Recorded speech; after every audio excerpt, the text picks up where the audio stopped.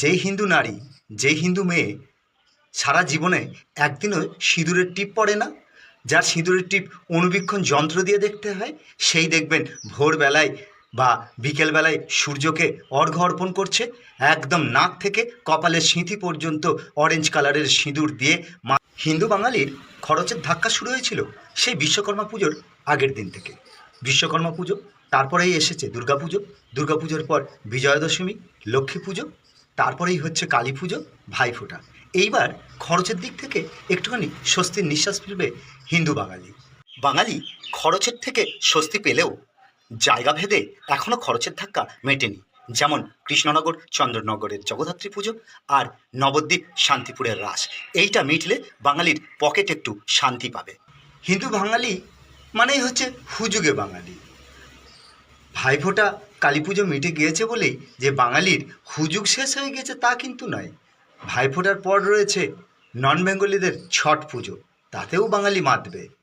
যেই হিন্দু নারী, যেই হিন্দু মেয়ে সারা জীবনে একদিনও সিঁদুরের টিপ পড়ে না, যার সিঁদুরের টিপ অণুবীক্ষণ যন্ত্র দিয়ে দেখতে হয়, সেই দেখবেন ভোরবেলায় বা বিকেলবেলায় সূর্যকে অর্ঘ্য অর্পণ করছে, একদম নাক থেকে কপালের সিঁথি পর্যন্ত অরেঞ্জ কালারের সিঁদুর দিয়ে, মাথায় কুলো ডালা, তার ভেতরে আদা, হলুদ, আমাদা, কচু ইত্যাদি প্রভৃতি গাছ নিয়ে একদম সেজে গুজে সূর্যকে অর্ঘ্য দিচ্ছে।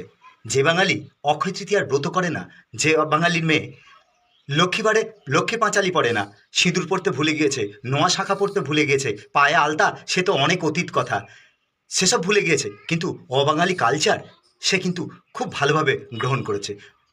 নিউ ইয়ার ইভ অথবা 25শে ডিসেম্বর রাত্রে সে বাজি ফাটাতে ভোলে না, সে 25শে ডিসেম্বর কেক খেতেও ভোলে না, কিন্তু অক্ষয় তৃতীয়ার ব্রত করতে বাংলার যেসব চিরাচরিত ব্রত রয়েছে, যেমন দশমুতুলের ব্রত কথা, পুণ্যি পুকুর, তারপরে আপনার নখছুটির ব্রত কথা, অক্ষয় তৃতীয়ার ব্রত, নীলের ব্রত, জামাই ষষ্ঠীর ব্রত, এইসব ব্রত কিন্তু বাঙালি মেয়েরা ভুলে গিয়েছে। কিন্তু তারা গর্বাচত করে, তারা পালে। এবার তারা ছট পুজোও পালবে, ছট পুজোও খুব আনন্দের সঙ্গেই করবে, তাতে কোনো দুঃখের কিছু নেই। ছট পুজো করছে বলেই তাকে আমি কিছু নিন্দেবন্ধ করছি না, কিন্তু ছট পুজো তো করছেন। ছট পুজো কেন, কিসের জন্য করছেন, সেগুলো কি জানেন? আচ্ছা শুনুন, আজকে ছোট্ট করে বলে দিই। এই ছট পুজো কিন্তু খুব খুব পুরাতন। আমাদের ঋগ্বেদেও এই ছট পুজোর উল্লেখ আছে, রামায়ণে উল্লেখ আছে, মহাভারতে উল্লেখ আছে। একটু ছোট্ট করে বলে দিই, ছট আদতে কিন্তু সূর্যদেবের পুজো। সূর্যদেব আর ছটি মাইয়া, ছটি মাইয়াটাকে, ছটি মাইয়া হচ্ছে সূর্যদেবের বোন। এইবার এর গল্পটা একটুখানি বলি। মহাভারতে মনুর প্রথম পুত্র প্রিয়ব্রত, প্রিয়ব্রত যখন বিবাহ করলেন, বিবাহ করার পর তার সন্তানাদি হচ্ছিল না। অনেক যজ্ঞাদি করার পর, পুজো আশ্রা যজ্ঞাদি করার পর একটি সন্তান তার জন্মালো, কিন্তু সন্তানটি মৃত সন্তান। তখন প্রিয়ব্রত এবং তার স্ত্রী হাহাকার করে উঠলেন যে আমার এতদিন পরে এত কষ্ট করে একটি সন্তান হলো, তাও সে মৃত। সে যখন খুব কাঁদছে, তখন আকাশ থেকে নেমে এলেন মা ষষ্ঠী, বা আপনারা যাকে বলছেন ছটি মাইয়া, সেই ছটি মাইয়া নেমে আসলেন এবং বললেন, আমি সূর্যের বোন, আমি ষষ্ঠী, আমি তোমার সন্তানকে জীবিত করে দিচ্ছি, তুমি আমার পুজো করো।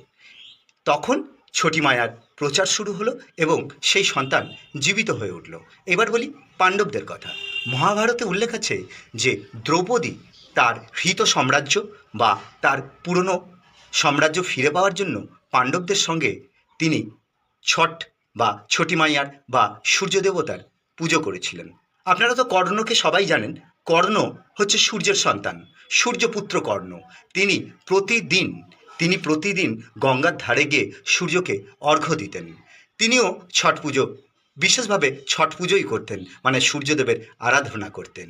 আর রয়েছে রামায়ণ, রামায়ণে সীতামাও এই ছট পুজো করেছিলেন। বনবাসের পর সীতা যখন রাজ্যে ফিরে আসলেন, তখন রাম ও সীতা একসঙ্গে সূর্যদেবের উপাসনা করেছিলেন বা ছট পুজো করেছিলেন।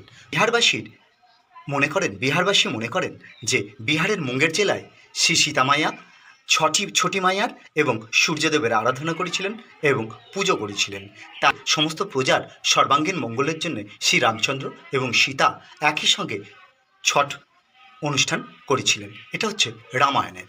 আদতে ছট পুজো হচ্ছে সূর্যদেবের উপাসনা, সূর্যই একমাত্র প্রত্যক্ষ দেবতা, যাকে আমরা প্রতিদিন দেখতে পাচ্ছি এবং জীবনের শক্তিস্বরূপা।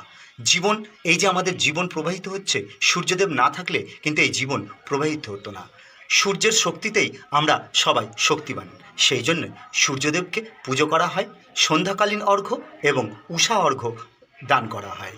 একমাত্র হিন্দু শাস্ত্রেই শুধু উদিত সূর্যকেই পুজো করা হয় না, অস্তগামী সূর্যকেও পুজো করা হয়।